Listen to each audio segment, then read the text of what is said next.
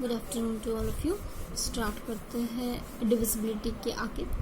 तो हमारा unit 1 note से स्टार्ट करते हैं। Any even number is expressed as 2m m belongs to set of integer. ठीक है, कोई भी इवन नंबर जो है हम उसे एक्सप्रेस करेंगे 2m से, और ऑड नंबर है उसको एक्सप्रेस करेंगे 2m+1 से। जैसे सपोज मैंने यहाँ पे m की वैल्यू 3 लिखा, तो 3 तो ऑड नंबर है, पर 3 × 2 करेंगे तो हमें क्या मिलेगा, 6 मिलेगा, जो कि क्या है, इवन नंबर है।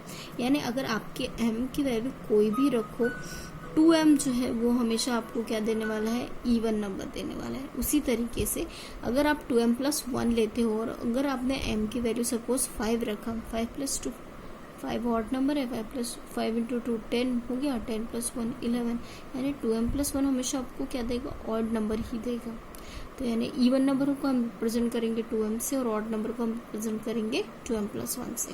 अब क्वेश्चन देखते हैं। क्वेश्चन क्या कहता है, if x and y are odd prove that x² + y² is not a perfect square. अगर x और y दोनों ऑड है तो हमें प्रूव करना है कि x² + y² जो है वो परफेक्ट स्क्वायर नहीं है करके। ठीक है, तो हम लोग प्रूफ तो वैसे कॉन्ट्रडिक्शन मेथड से ही करने वाले हैं। सबसे पहले x और y हमें लेना पड़ेगा। Let x and y be odd integers. अगर हम लोगों ने x and y odd integers लिया है तो x की वैल्यू क्या आएगी, 2m+1।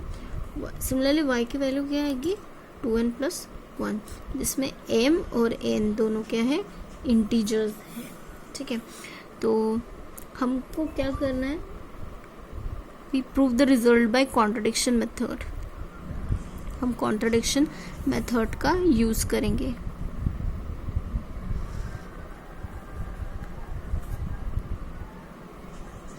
कॉन्ट्रडिक्शन मेथड यूज करेंगे, इसका मतलब क्या होगा, अज्यूम क्या करना पड़ेगा हमें, assume that x² + y² is a perfect square. ठीक है, x² + y² जो है वो एक परफेक्ट स्क्वायर है। परफेक्ट स्क्वायर है यानी x² + y² की वैल्यू जो है वो एक पर्टिकुलर फिक्स्ड स्क्वायर वैल्यू आती है करके। ठीक है, जिसमें r क्या है, बिलोंग कर रहा है सेट ऑफ इंटीजर्स को। नाउ अगर हम लोग सिर्फ x² + y² की वैल्यू निकालने की कोशिश करते हैं तो वो क्या हो जाएगा, 2m+1 square plus 2n+1 square. इस पे फॉर्मूला अप्लाई करते हैं तो क्या होगा, a² + 2ab + b² प्लस फिर से a² + 2ab + b²। ये होगा 4m² + 4m + 1 4n² + 4n + 1 4m² 4n² 4m 4n + 2। आप 2 कॉमन आउट कर सकते हो, है ना। क्या बचेगा यहाँ पे, 2m² 2n² + 2m 2n + 1। ठीक है, आपने लिखा है इसे, 2 कॉमन आउट किया, m² n² m n 1। ठीक है, तो अब ये वैल्यू जो है m² + n² + m + n, इसे आप क्या कर सकते हो, इसे आप के अज्यूम कर सकते हो। ठीक है, जो कि एक सेट ऑफ इंटीजर्स को बिलोंग करता है। तो 2 ये हो जाएगा 2k + 1। ठीक है, अब ये 2k + 1, ये 2 × anything is an even number, because इसके पहले आपने देखा ना 2m जो है वो क्या होता है, इवन नंबर होता है। दैट मीन्स ये 2 × एनीथिंग हमें क्या देगा, हमें ये देगा, इवन नंबर देगा। तो हमने इसके पहले क्या लिखा था, x² + y² = r²। चलो इसे 1 इक्वेशन नाम देते हैं। दैट मीन्स कि x² + y² = r² मिल रहा है, और x² + y² = क्या मिल रहा है, हमें इवन नंबर मिल रहा है। इसका मतलब क्या हो गया, फ्रॉम इक्वेशन 1 हम क्या कह सकते हैं, r² जो है वो क्या है, इवन नंबर है। तो यानी इसका मतलब क्या हुआ, आर स्क्वायर इवन है तो यानी आर जो है वो भी क्या होगा, इवन ही होगा। ठीक है, इवन होगा, इसका मतलब क्या हुआ कि आर को भी आप कैसे एक्सप्रेस करोगे, 2 इंटू ए के फॉर्म में एक्सप्रेस करोगे, जिसमें ए क्या है, सेट ऑफ इंटीजर्स को बिलोंग करता है, यानी ए जो है वो कोई भी नंबर हो गया। ठीक है,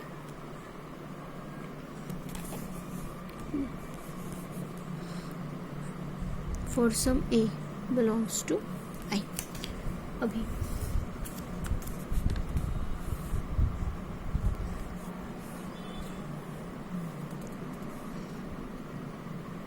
फ्रॉम इक्वेशन, इसे 2 नाम देते हैं और इसे 3, फ्रॉम इक्वेशन 2 एंड 3। आप इक्वेशन 2 और 3 से क्या लिख सकते हो कि 2 इंटू 2k प्लस 1, इसका ये वैल्यू इज इक्वल टू क्या होगा, 2a द होल स्क्वायर के बराबर होगी। ठीक है, क्यों, क्योंकि ये x square plus y square है, ये value x square plus y square है, और ये वैल्यू जो है वो क्या है, आर है, आर का स्क्वायर आप लिख सकते हो, है ना, क्योंकि आपने क्या लिखा था, x square plus y square is equal to r square. From equation 1 भी लिख सकते हैं। ठीक है, तो अभी यहाँ से अगर आप लोगों ने कुछ कैंसिल करने की कोशिश की तो क्या कैंसिल हो जाएगा, ये 4 हो गया, ए स्क्वायर हो गया, यानी ये 2a स्क्वायर आप लिख सकते हो। अगर 2 कैंसिल हो जाता है तो यानी 2k प्लस 1 हो जाएगा। ठीक है, तो ये जो है 2k प्लस 1 ये तो ऑड नंबर है हमारा, और 2a स्क्वायर ये क्या है, इवन नंबर है।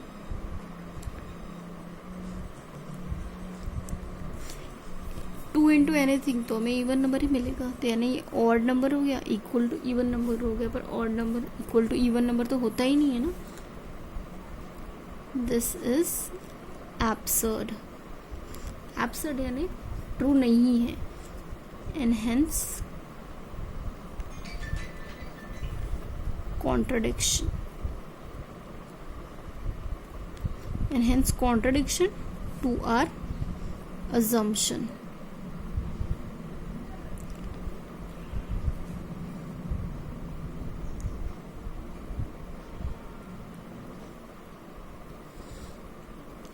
तो इसका मतलब क्या हुआ, x square plus y square जो है वो क्या है, नॉट अ परफेक्ट स्क्वायर। ठीक है, नेक्स्ट थ्योरम क्या कहता है, the product of m consecutive integers is divisible bye m factorial. तो कॉन्जिक्यूटिव इंटीजर्स क्या होते हैं, जो नंबर एक के बाद एक आते हैं उसे हम क्या कहते हैं, कॉन्जिक्यूटिव इंटीजर्स। जैसे अगर मैं लिखती हूँ 7 8 9, तो 7 के बाद क्या आता है 8, 8 के बाद क्या आता है 9, तो यानी ये नंबर 7 8 9 जो है वो क्या हो गया, कॉन्जिक्यूटिव इंटीजर्स हो गए। ठीक है, और जैसे अगर मैंने लिखा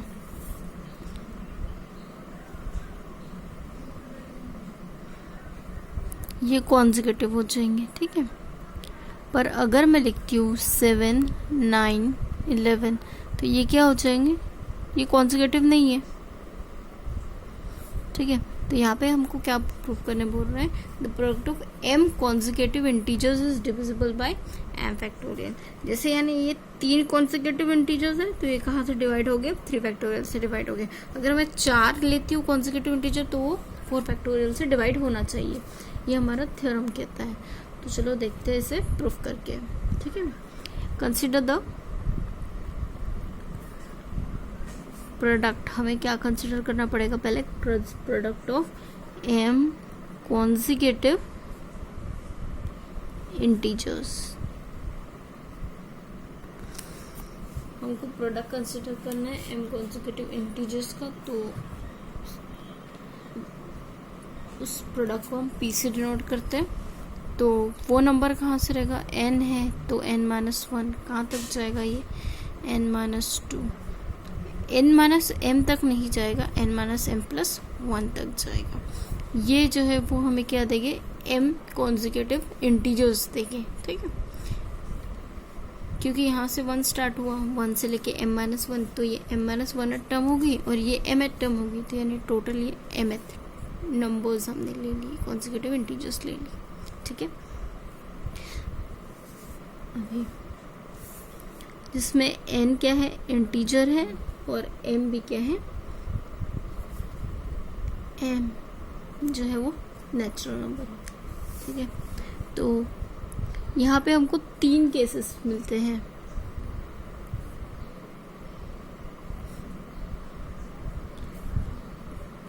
depending on the value of m,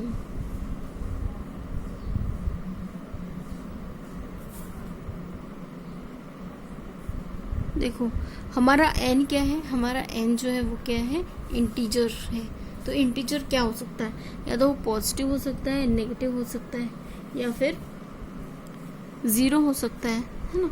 तो हमें वैसे ही 3 केसेस कंसिडर करने पड़ेंगे, n के पॉजिटिव होने के, नेगेटिव होने के और 0 होने के, ठीक है। तो हमारा पहला केस, हम पहला केस कंसिडर करते हैं जिसमें हम हमारा n को पॉजिटिव मानेंगे, ठीक है। Let n greater than equal to m, n greater than equal to m है, तो हम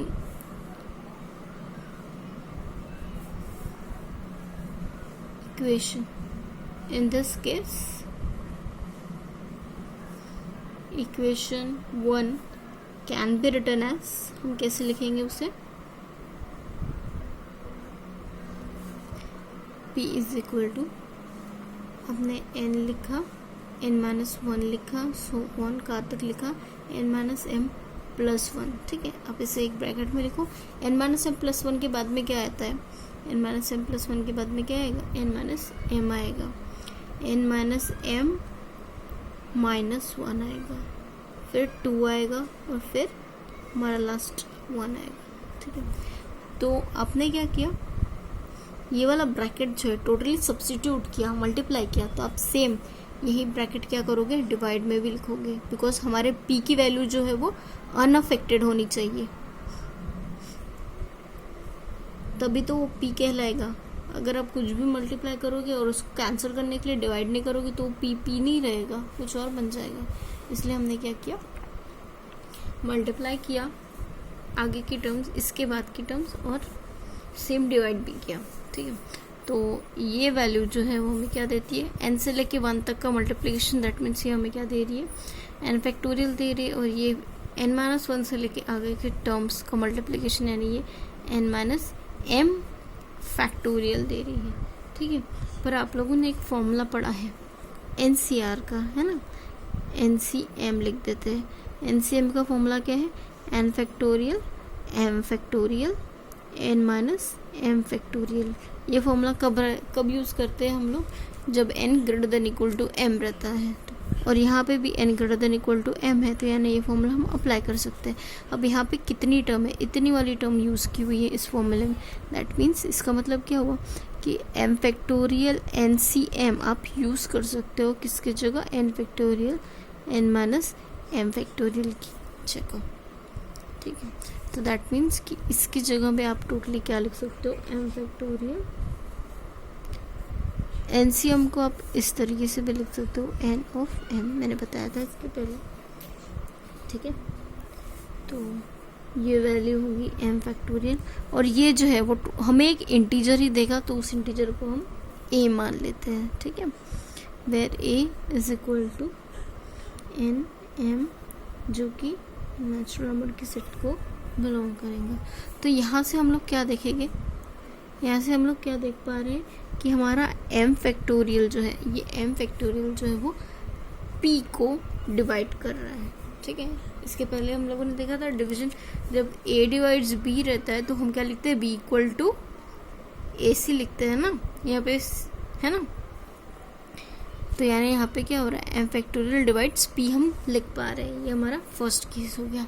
नेक्स्ट आगे बढ़ते हैं हमारे केस 2 के ऊपर, ठीक है। आपको याद है कि NCR के फॉर्मूले में वैल्यू आपको 0 कब मिली थी,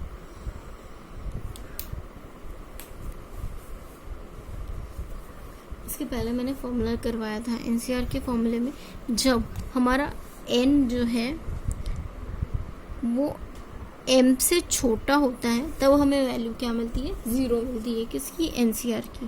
तो यहाँ पे हम लोग ले रहे हैं let n is between 0 to m, ठीक है। तो इस केस में क्या होगा, in this case one of the factor of p is 0, है ना।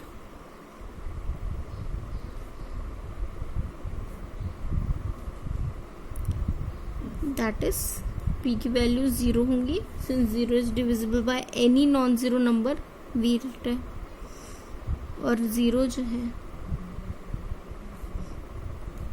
Since 0 is divisible by any non zero integer we have m factorial is divisible by p, ठीक है। ये हमारा केस 2 हो गया। नेक्स्ट हमें मूव करना है केस 3 पे। अब हमारा केस 3 क्या रहेगा,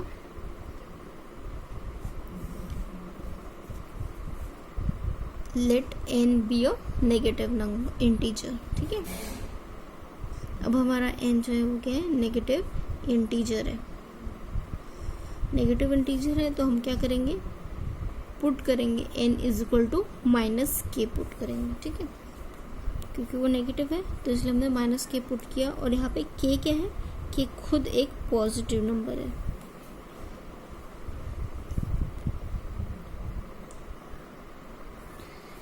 तो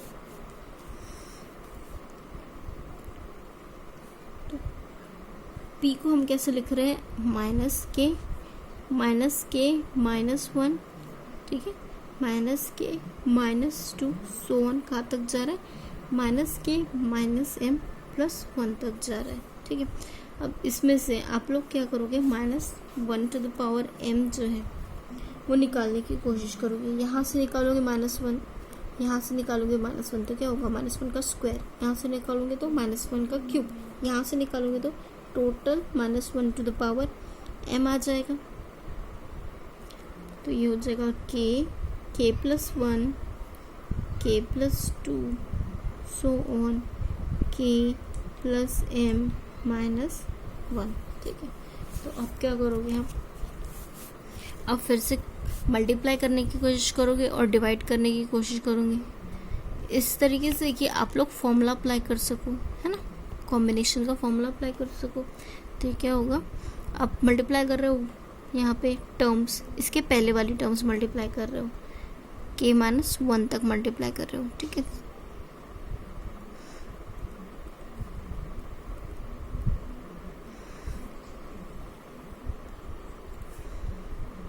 साथ ही साथ आपको डिवाइड भी करना पड़ेगा सो दैट आप ये टर्म्स जो है वो कैंसिल आउट कर सको। अब ये वैल्यू क्या होती है हमारी, ये वैल्यू होती है k +m -1 फैक्टोरियल, और ये क्या होती है हमारी k -1 फैक्टोरियल, है ना।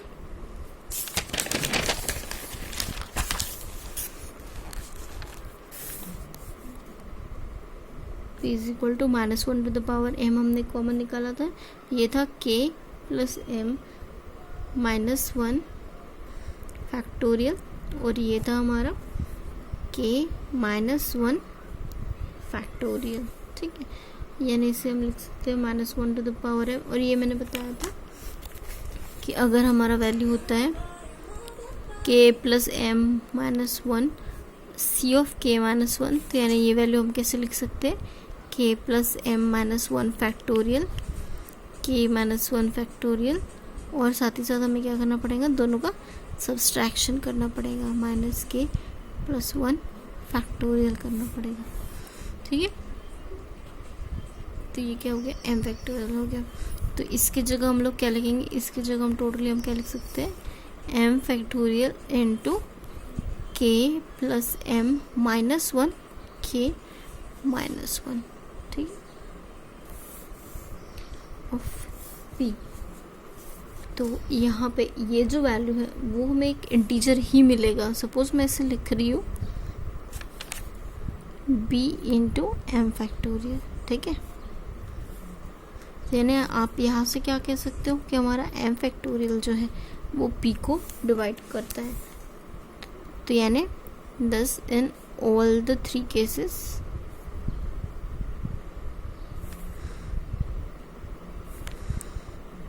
We have m factorial is divisible by p। Move करते हैं हमारे नेक्स्ट क्वेश्चन की तरफ। नेक्स्ट क्वेश्चन क्या कहता है, show that the square of every odd integer is of the form 8m + 1। ठीक है, बहुत ही सिंपल क्वेश्चन है। यहाँ पे हमें a की वैल्यू क्या लेना पड़ेगा, एक ऑड नंबर लेना पड़ेगा। हमको क्या शो करना है कि ऑड नंबर का स्क्वायर जब हम करेंगे तो वो किस फॉर्म में होगा, 8m + 1 के फॉर्म में होगा। ठीक है, ये ऑड नंबर हम लोगों ने ले लिया जिसमें k क्या है, इंटीजर है, b यानी ऑड नंबर, ऑड इंटीजर। तो a का स्क्वायर जब हम करते हैं तो हमें क्या करना पड़ेगा, 2k + 1 का स्क्वायर करना पड़ेगा, जो कि हमें देगा 4k² + 4k + 1। ठीक है, तो अब इसमें से आप इन दोनों में से 4 निकाल सकते हो कॉमन, तो यानी ये क्या होगा, k² + k + 1 = 4। यहाँ से आप k भी निकाल सकते हो, k + 1 + 1। ठीक है, अब ये क्या है, प्रोडक्ट ऑफ टू इंटीजर। इसके पहले आप लोगों ने जो थ्योरम पढ़ा, आपको क्या मिलेगा, क्या पता चला कि product of to consecutive numbers is divisible by that number. तो ये 2 कॉन्सिक्यूटिव नंबर है तो यानी क्या होगा, मल्टीपल होगा किसका, 2 का, क्योंकि ये 2 है तो दो प्रोडक्ट है यानी 2 से मल्टीप्लाइड हो जाएगा, ये डिविजिबल हो जाएगा। ठीक है, तो यानी ये क्या होगा, 4 मल्टीपल ऑफ 2। इसे मैं कैसे लिख रही हूँ, 2m + 1, 4 × 2m + 1 यानी क्या होगा, 8m + 1 a²। ठीक है, इसमें m क्या है, इंटीजर है, और ये मल्टीपल ऑफ 2 जो है वो हमने कहाँ से लिखा था, बाय प्रीवियस थ्योरम। मैं तो यहाँ पे प्रीवियस थ्योरम लिख रही हूँ, लेकिन इसके अगर ये पेपर में आता है तो आपको थ्योरम का स्टेटमेंट लिखना पड़ेगा। ठीक है, नेक्स्ट क्वेश्चन है, show that the 4th power of every odd integer is of the form 16m + 1। ठीक है, तो हमको पता है कि अगर हम लोग सेकेंड पावर लेते हैं तो वो किस फॉर्म में होगा, 8m + 1 में होगा। तो जब हम इसका स्क्वायर करेंगे तो 16m + 1 m आता है, ये हमें बताना है। ठीक है, कंसिडर एनी ऑड इंटीजर। तो हमने एक ऑड इंटीजर कंसिडर किया, कौन सा, a। अब a² की वैल्यू क्या होगी, 8k + 1। ठीक है, जिसमें k क्या है, इंटीजर है। नेक्स्ट हम लोग क्या करेंगे, a⁴ कर रहे हैं यानी इसका स्क्वायर का स्क्वायर, यानी क्या होगा, 8k + 1 इसका स्क्वायर कर रहे हैं। तो इसका स्क्वायर करेंगे तो ये क्या आएगा,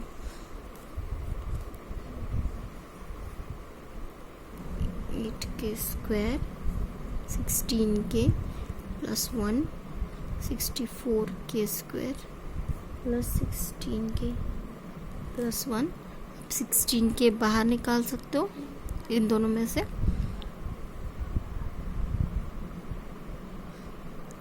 +1 आ गया, ये हो गया 16। इसे ब्रैकेट में लिखो, ये वैल्यू क्या होगी, m + 1। यहाँ पे आप m की वैल्यू क्या ले रहे हो, k × 4k + 1। ठीक है, k वाले टर्म जो है उसे आप कोई भी एक दूसरा डिजिट जो है वो कंसिडर कर सकते हो। ठीक है, और ये जो नंबर आएगा वो हमारे सेट ऑफ इंटीजर्स को ही बिलोंग करेगा। ठीक है, end of the lecture, next lecture में मिलते हैं। ठीक है।